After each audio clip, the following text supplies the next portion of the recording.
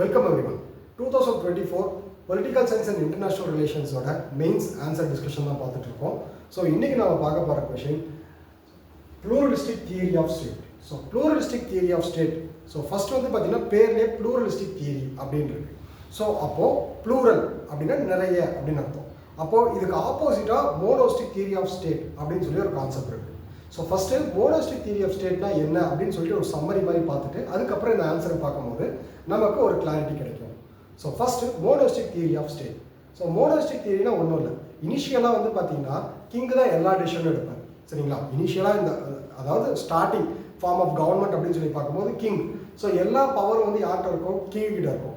So இது மாதிரி power வந்து டுவர்ட்ஸ் ஒருத்தர்கிட்டயே கான்சென்ட்ரேட் ஆகிட்டு இருக்கும்போது அதோட ரிசல்ட் வந்து பார்த்தீங்க அப்படின்னா சம்டைம் டிசாஸ்டராக போய் முடியும். ஸோ ஃபார் எக்ஸாம்பிள் ஜெர்மனியில் வந்து பார்த்தீங்க அப்படின்னா பவர் வந்து கிங்கிட்டேயே கான்சென்ட்ரேட் ஆகிட்டு இருந்தபோது வேர்ல்டு வார் 1 ரிசல்ட் ஆச்சு. ஹிட்லர் கிட்ட கான்சென்ட்ரேட் ஆகிட்டு இருந்தபோது வேர்ல்டு வார் 2 ரிசல்ட் ஆச்சு. ஸோ ஆக்சுவலாக இது மாதிரி வேர்ல்டு வார் 1ம் சரி வேர்ல்டு வார் 2ம் சரி இது ரெண்டுமே எதோட ரிசல்ட் அப்படின்னா power concentration towards one thing. அதுதான் வந்து பார்த்தீங்கன்னா மோனோஸ்டிக் தியரி. ஸோ அதை வந்து கவுண்டர் பண்ணுறதுக்காக தான் ப்ளூரலிஸ்டிக் தியரி வருது. ஆக்சுவலாக அவங்க என்ன சொல்லி கவுண்டர் பண்ணுறாங்க அப்படின்னா இனிஷியலாக ஸ்டேட் அப்படிங்கிறது ஒரே ஒரு ஆர்கனைசேஷன் மட்டும்தான் இருந்துச்சு. அதை வந்து பேலன்ஸ் பண்ணுறதுக்கோ இல்லை அதோட பவரை ஸ்ப்ளிட் அவுட் பண்ணி கொடுக்கறதுக்கோ எந்த விதமான அசோசியேஷன்ஸும் கிடைக்கல இல்லை. ஸோ அதனால் ஃபர்தராக அதோட ரிசல்ட்டாக எவால்வ் ஆனது தான் இன்டர்நேஷ்னல் ஆர்கனைசேஷன்ஸ். ஸோ அதுதான் என்ன சொல்கிறாங்க அப்படின்னா ப்ளூரலிஸ்டிக் தியரியில் என்ன சொல்கிறாங்கன்னா இந்த தியரி மோனோஸ்டிக் தியரி ஃபெயில் ஆனதுனால நம்ம வந்து பார்த்தீங்க அப்படின்னா international laws and promote respect and human rights. ஆக்சுவலாக இன்டர்நேஷ்னல் லாஸ்க்கு வந்து பார்த்தீங்க அப்படின்னா நம்ம இம்பார்ட்டன்ஸ் கொடுக்கணும், ஹியூமன் ரைட்ஸை ப்ரமோட் பண்ணணும், அதே மாதிரி நேரத்தில் ஹியூமன் ரைட்ஸை ரெஸ்பெக்ட் பண்ணணும். ஸோ இப்போ இன்டர்நேஷ்னல் லாஸை வந்து பார்த்தீங்க அப்படின்னா நம்ம ப்ரமோட் பண்ணணும் அப்படின்னா நிறைய இன்டர்நேஷ்னல் ஆர்கனைசேஷன்ஸ் வரணும். ஸோ அதுதான் ப்ளூரலிஸ்டிக் தியரி சொல்ல வர concept. So pluralistic theory state is an association like many. State வந்து பார்த்தீங்கன்னா சுப்ரீம் அசோசியேஷன் கிடையாது. State is an association like many. நிறைய அசோசியேஷன் மாதிரி ஸ்டேட்டுமே ஒரு association. Power of state distributed among different association. So power of the state வந்து பார்த்தீங்க அப்படின்னா அதாவது அதோட பவர் ஸ்டேட்டோட பவர் அப்படிங்கிறது அந்த ஸ்டேட்டில் இருக்கிற நிறைய அசோசியேஷனோட டிஸ்ட்ரிபியூட் ஆகிட்டு இருக்கு. ஸோ அந்த அசோசியேஷன் தான் வந்து பார்த்தீங்க அப்படின்னா என்ன பண்ணுது? ஸ்டேட்டை ரன் பண்ணுது. So man has created various association to fulfil his interest. So இந்த அசோசியேஷன்லாம் எப்படி கிரியேட் ஆச்சு? மேன் தான் கிரியேட் பண்ணான். எதுக்காக கிரியேட் பண்ணால் அவனோட இன்ட்ரெஸ்ட் வந்து ஃபுல்ஃபில் பண்ணுறதுக்காக. State alone cannot fulfill all the interest of the man. So இப்போது ஸ்டேட் கிட்ட எல்லா பவரும் இருக்குன்னு வச்சுக்கலாம். ஸோ அப்போ ஸ்டேட் கிட்ட எல்லா பவரும் இருந்தாலுமே ஒரு தனி மனிதனோட எல்லா தேவைகளையுமே பூர்த்தி செய்யறதுக்கு ஒரு ஸ்டேட்டால் முடியாது.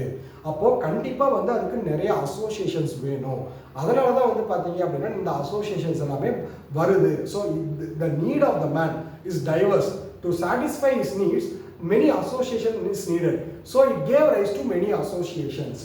ஸோ அதுதான் வந்து சொல்கிறாங்க since society is federal authority should be federal. So society வந்து பார்த்தீங்கன்னா ஃபெடரலாக இருக்குது அப்படின்ற பட்சத்தில் அத்தாரிட்டி எப்படி இருக்கணும்? ஃபெடரலாக இருக்கணும். மீன்ஸ் மிக்ஸ்டாக இருக்கணும். ஸோ ஃபெடரலாக இருந்துச்சு அப்படின்னா அப்போ வந்து சொசைட்டிக்கு தேவையான நீடை வந்து பார்த்தீங்கன்னா அத்தாரிட்டி கொடுக்குது அப்படின்னு நம்ம எடுத்துக்கலாம். ஸோ லாஸ்கி வந்து பார்த்தீங்கன்னா ஒரு மாடரேட் ப்ளூரலிஸ்ட். ஸோ அவர் என்ன சொல்கிறார் அப்படின்னா ஸ்டேட் வந்து ஒரு association. So association and also state வந்து பார்த்தீங்கன்னா ஒரு கீ ஸ்டோனாக ஆக்ட் ஆகுது.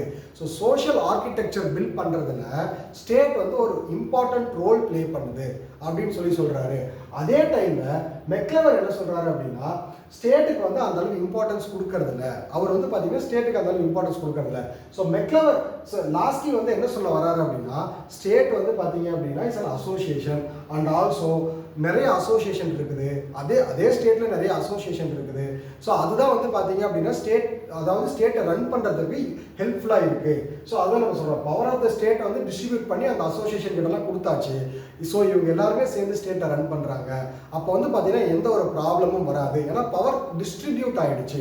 பவர் வந்து ஒருத்தர்கிட்ட கான்சென்ட்ரேட் ஆகலை அப்படின்னு லாஸ்கி சொல்கிறாரு. ஸோ மெக்லவர் வந்து பார்த்தீங்க அப்படின்னா ஸ்டேட்டுக்கு அந்தளவு பெருசாக இம்பார்ட்டன்ஸ் கொடுக்கக்கூடாது அப்படிங்கிற மாதிரி ஒரு ஸ்டேட்மெண்ட் வந்து சொல்கிறாரு. ஸோ ப்ளூரலிஸ்டிக் தியரி அப்படின்ற பட்சத்தில் அது எந்த இடத்துல கான்ட்ராடிக்ஷன் ஆகுது அப்படின்னா ப்ளூரலிஸ்ட் வந்து பார்த்தீங்க அப்படின்னா கடைசியாக ஆக்சுவலாக ப்ளூரலிஸ்டிக் தியரியெல்லாம் எவால்வ் ஆகிடுச்சு. ஸோ கடைசியாக இங்கே ஒரு ப்ராப்ளம் இருக்குது. So disadvantage of pluralistic theory. So அது என்ன வருது அப்படின்னா so pluralistic theory pluralists want to keep the state but they want to give less power. So ஆக்சுவலாக வந்து பார்த்தீங்கன்னா இந்த ப்ளூரலிசம் பேசுகிறவங்க, இந்த தியரி பேசுகிறவங்க எல்லாமே ஸ்டேட் வச்சுக்கணும், ஸ்டேட் இருக்கணும்னு சொல்கிறாங்க. அதே ஸ்டேட்டுக்கு லெஸ் பவர் கொடுக்கணும். பிகாஸ் ரிமைனிங் பவர்ஸ் எல்லாமே என்ன பண்ணணும், மற்ற அசோசியேஷனுக்கு வந்து பார்த்தீங்கன்னா டிஸ்ட்ரிபியூட் பண்ணி கொடுக்கணும் அப்படின்னு சொல்லி ப்ளூரலிஸ்டிக் தியரியை பற்றி சொல்கிறாங்க. ஸோ ஆக்சுவலாக வந்து பார்த்தீங்க அப்படின்னா ஸ்டேட் வந்து சுப்பீரியர் ஏஜென்சியாக இருக்குது. ஸோ அதை நம்ம ப்ளூரலிஸ்டிக் தியரி என்ன சொன்னது, ஸ்டேட் சுப்பீரியர் ஏஜென்சியாக இருக்கட்டும், பட் அதோட பவர்ஸை வந்து என்ன பண்ணுங்க, ஸ்ப்ளிட் பண்ணி மற்ற அசோசியேஷனுக்கு கொடுங்க அப்படின்னு சொல்லி சொல்கிறாங்க. நான் திரும்ப திரும்ப ரிப்பீட்டடாக ஒரே பாயிண்ட் சொன்ன மாதிரி தான் இருக்கும். பட் இந்த கொஷினை நம்ம ஆன்சர் பண்ணணும் அப்படின்னா இந்த ஆக்சுவலாக வந்து பார்த்தீங்க அப்படின்னா ஆன்சர் பண்ணுறதுக்கு இந்த மாதிரி மாடுலேஷன்ஸ் எடுத்துக்கிட்டோம் அப்படின்னா ஈஸியாக அட்ரஸ் பண்ணலாம். ஓகேங்களா? தேங்க்யூ.